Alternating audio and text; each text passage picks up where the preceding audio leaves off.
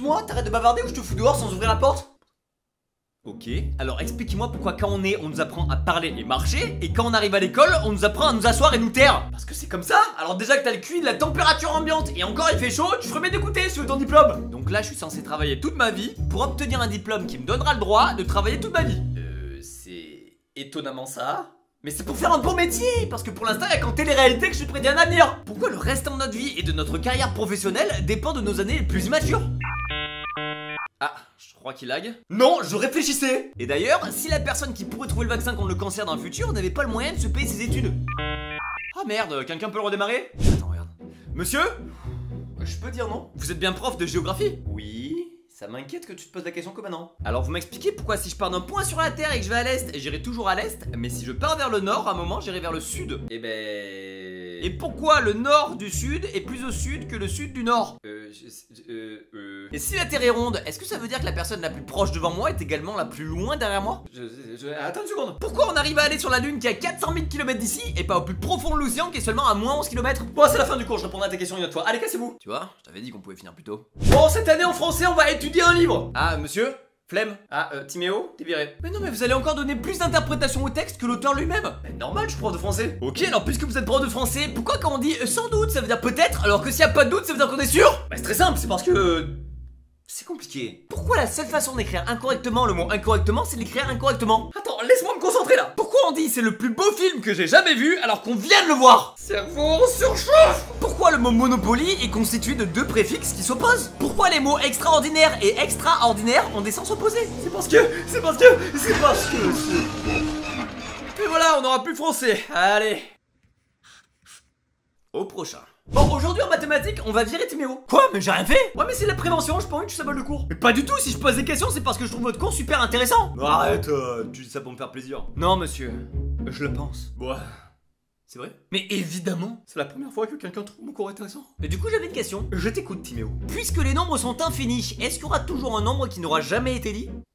Et merde. Et peu importe à quel point un nombre est grand, il sera toujours plus proche de 0 que de l'infini. Est-ce que je peux te désinterroger? Vous saviez que lorsqu'on compte, nos lèvres ne se touchent pas avant d'atteindre 1000? Honnêtement, j'ai la flemme d'essayer donc je te crois. Et s'il fait 0 degré et que la météo annonce 2 fois plus froid pour le lendemain, il faudrait quelle température? Attends, moi aussi j'ai une question. D'où tu sors tout ça? Bah mon agenda il y a tout dedans. Super, merci, je vais m'en acheter un. Ah bah mais non, sinon après je pourrais plus.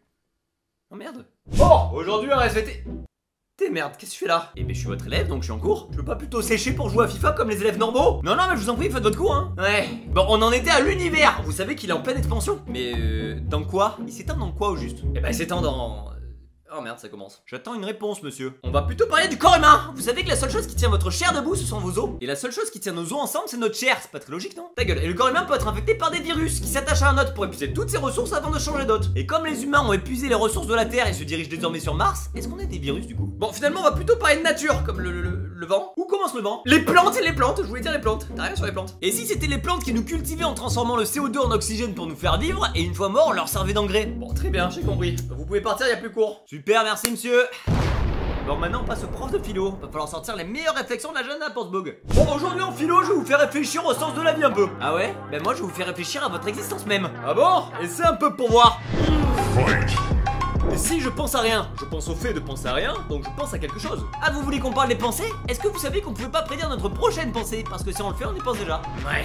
Et tu sais que la voix dans ta tête grandit en même temps que toi, et elle aussi a été un enfant fut un temps. Et puisque la voix à l'intérieur de ta tête n'a pas besoin de respirer, elle peut crier indéfiniment, et elle est toujours au même volume, tu peux ni le baisser ni le monter. Tu peux pas expliquer à quoi ressemble une couleur, et il est impossible d'imaginer une nouvelle couleur. Ok, tu l'as cherché, voilà mon ultime attaque. Ton existence aurait pu avoir commencé il y a seulement 30 secondes, et tous tes souvenirs pourraient être qu'une invention implantée dans ton cerveau, mais tu ne le sauras jamais. Oh, pas mal. Maintenant à moi de jouer. Rien de ce que nous voyons n'est réel. On voit simplement une reproduction virtuelle de ce à quoi notre cerveau pense que le monde ressemble en se basant sur des informations sensorielles. Et allez, on a bientôt fait tous les profs. Au suivant. Bon, aujourd'hui en cours techno, on va étudier la technologie. Bah la technologie, ouais, comme toujours. Bon allez, à moi de jouer.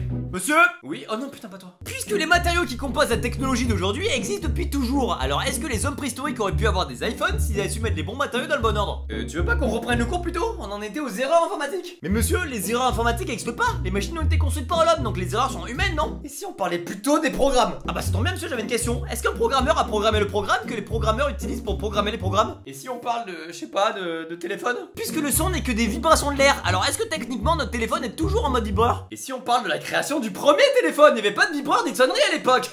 Et à quoi servait le premier téléphone jusqu'à l'invention du deuxième téléphone?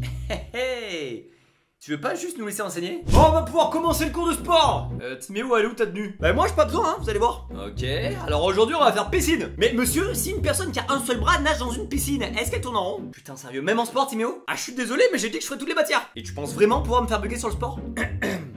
Pourquoi quand on fait du sport, c'est soit parce qu'on aime notre corps, soit parce qu'on déteste notre corps? Il est fort. Est-ce que dans une salle de sport, les clients travaillent plus dur que les employés? Bon, est-ce que t'as une question sur le vélo? Est-ce que le vélo est la façon végane de faire du cheval? Et sur le golf? Pourquoi le but du golf, c'est de jouer le moins possible au golf? Sur le catch? En fait, le catch, c'est deux personnes en slip qui se battent pour une ceinture. Et sur le...